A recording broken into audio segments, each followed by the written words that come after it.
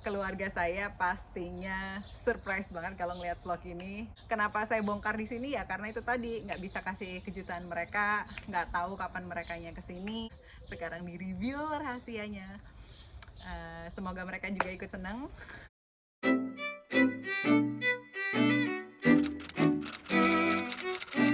Hello lovely people, ketemu lagi dengan saya Sylvie di channel YouTube bersama Sylvie di Belanda. Hari ini saya mau kasih live update sedikit. Berhubung saya udah lama banget nggak bikin vlog baru, lebih tepatnya udah 1,5 bulan.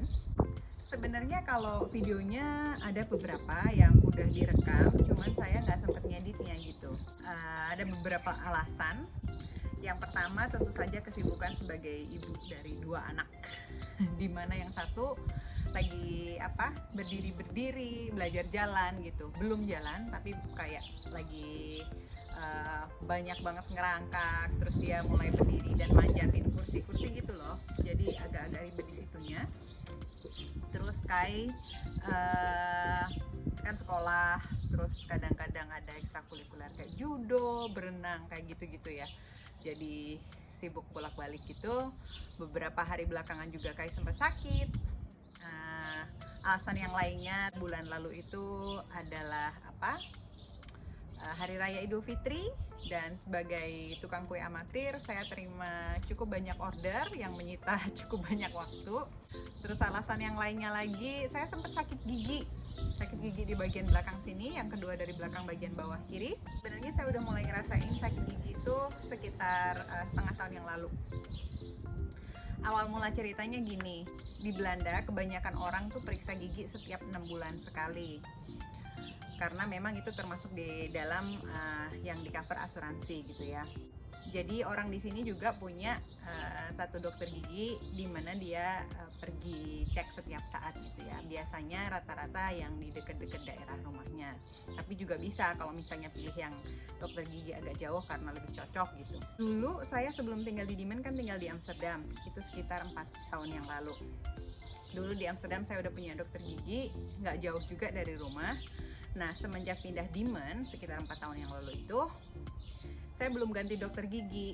Alhasil di tahun pertama itu biasanya saya kalau mau kontrol gigi bolak-balik gitu loh, dari Diemen ke Amsterdam. Which is sebenarnya nggak lama, dan waktu kayak tahun pertama tuh masih oke. Kayak udah agak gede dan udah masuk sekolah, jadi kalau misalnya dia pergi sekolah itu saya sempetin gitu pergi ke dokter gigi. Cuman lama-lama jadi males karena kan bagaimanapun tetap makan waktu gitu. Nah, dari males itu akhirnya berkelanjutan sampai kira-kira setengah tahun yang lalu itu saya nggak pernah ke dokter gigi selama 3 tahun kurang lebih ya, berarti 2,5-3 tahun gitulah. Terus akhirnya saya memutuskan untuk pindah dokter gigi di sini aja deh, di Diemen aja, supaya kalau mau cek gigi dekat. Itu juga sebenarnya diawali karena saya ada keluhan di gigi belakang sini, yang bawah kedua dari belakang itu agak-agak sensitif gitu, nggak sakit-sakit banget tapi sensitif. Pokoknya saya daftar di salah satu dokter gigi di Diemen sini, terus check up dong ya, check up katanya, tapi nggak ada apa-apa. Sempat difoto juga di ronsen gitu, terus nggak ada apa-apa. Ya udah, jadinya nggak ada tindakan kelanjutan karena juga emang nggak sampai yang gimana gitu loh, pokoknya agak sensitif aja kalau kadang-kadang kena angin atau makan agak panas atau agak dingin, tapi nggak selalu ya, kadang-kadang kena angin atau makan panas atau dingin pun nggak selalu sakit gigi gitu. Terus udah berlalulah itu, saya sempat dibersihin gigi juga. Tibalah check up berikutnya setengah tahun kemudian, which is kurang lebih beberapa minggu yang lalu. Sama dengan prosedur yang sama, dicek terus sempat difoto juga, nggak ada apa-apa. Sampai pada 2 minggu yang lalu, hari Sabtu lebih tepatnya, itu tuh gigi saya pas mau tidur mulai sakit-sakit gitu loh. Masih bisa ditahan tapi tuh udah mulai nggak tenang karena kan saya ada bayi juga, jadi tidurin bayi, ngegendong bayi, ngasih susu bayi. Bukan ngasih susu ya, lebih tepatnya nyusuin bayi, jadi agak ribet gitu.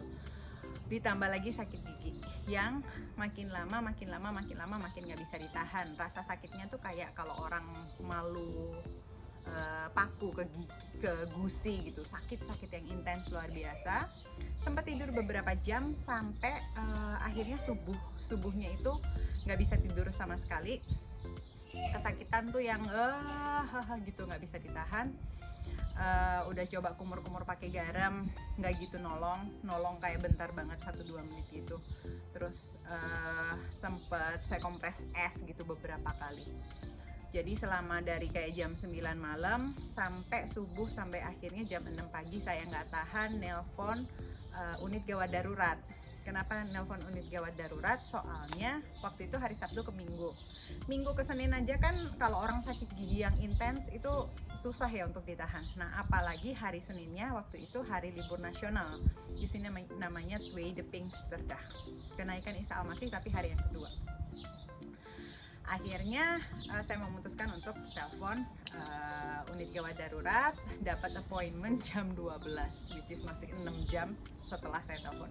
Sampai sana dicek, terus dia bilang dia harus cek akarnya saya karena dicurigai di situ tuh ada syaraf-syaraf yang mati yang harus dibersihin, yang harus diambil dari akar saya. Soalnya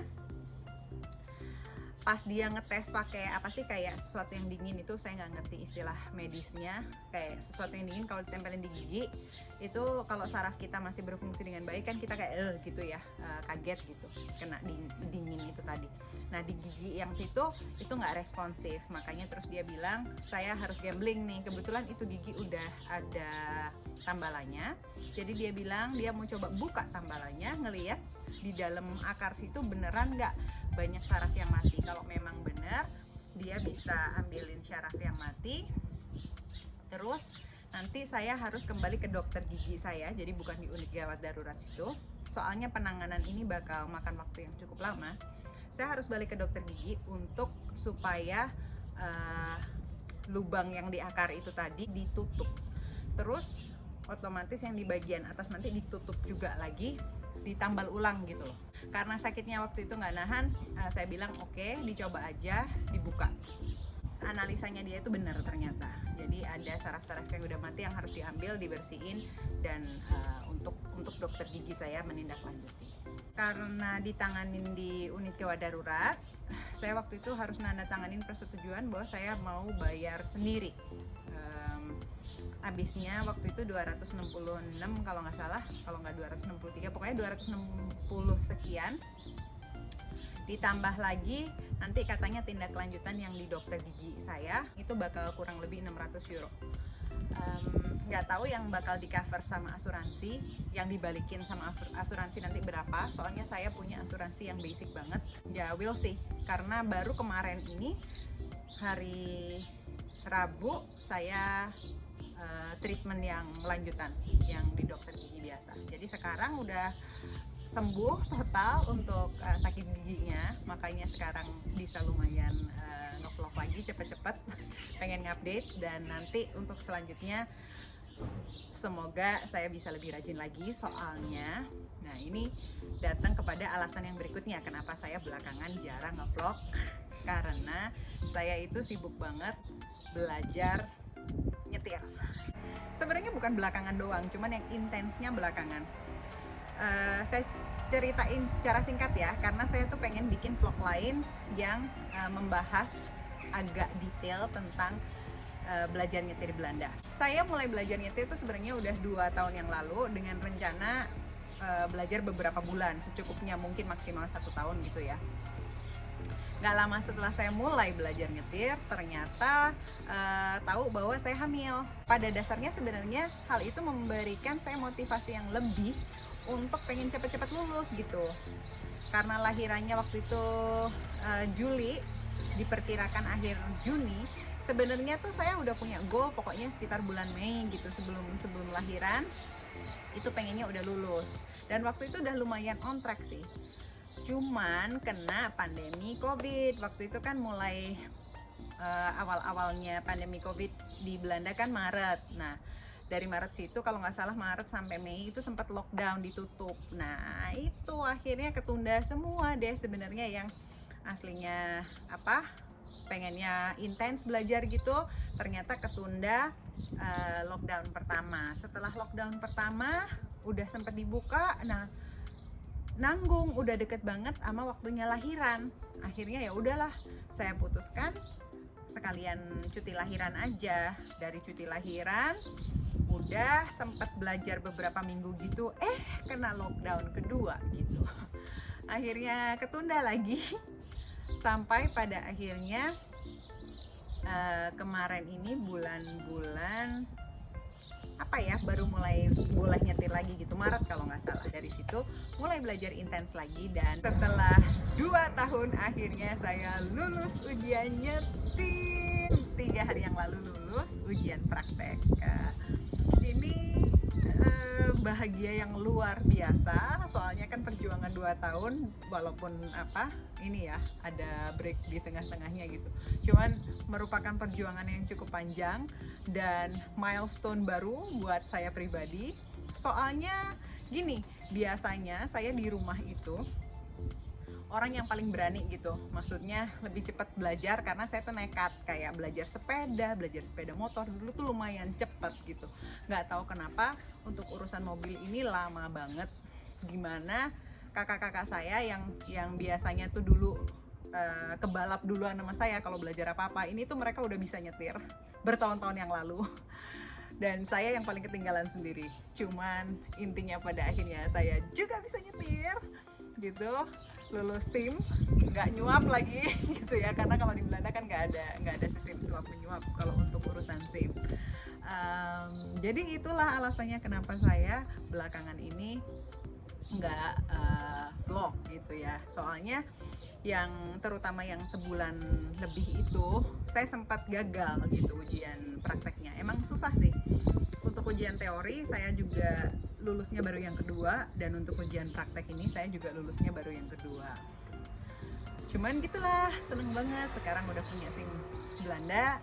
Berita ini tentunya bukan hanya baik buat saya pribadi, cuman pastinya teman-teman dekat saya bakal ikutan senang gitu dengar berita ini, soalnya mereka tahu banget perjuangan saya untuk dapetin SIM. Keluarga saya pastinya surprise banget kalau ngeliat vlog ini. Kenapa saya bongkar di sini ya, karena itu tadi, nggak bisa kasih kejutan mereka, nggak tahu kapan merekanya kesini. Jadi nggak tahu masa iya mau nyimpen rahasia selama setahun 2 tahun ke depan gitu, pas mereka kesini baru saya setirin gitu kan, juga enggak juga. Jadi ya udahlah, sekarang di reveal rahasianya. Semoga mereka juga ikut senang. Besok ini bakal lebih rajin lagi untuk vlog lagi, ngedit lagi, dan berkutat di dunia YouTube. Saya juga lebih pengen banyak fokus di baking gitu, untuk bikin tutorial bikin kue dan menghias kue. Semoga kita cepat-cepat ketemu lagi. Oke deh, kalau gitu sekian update dari saya kali ini. Terima kasih sudah bergabung. Sampai jumpa di vlog berikutnya.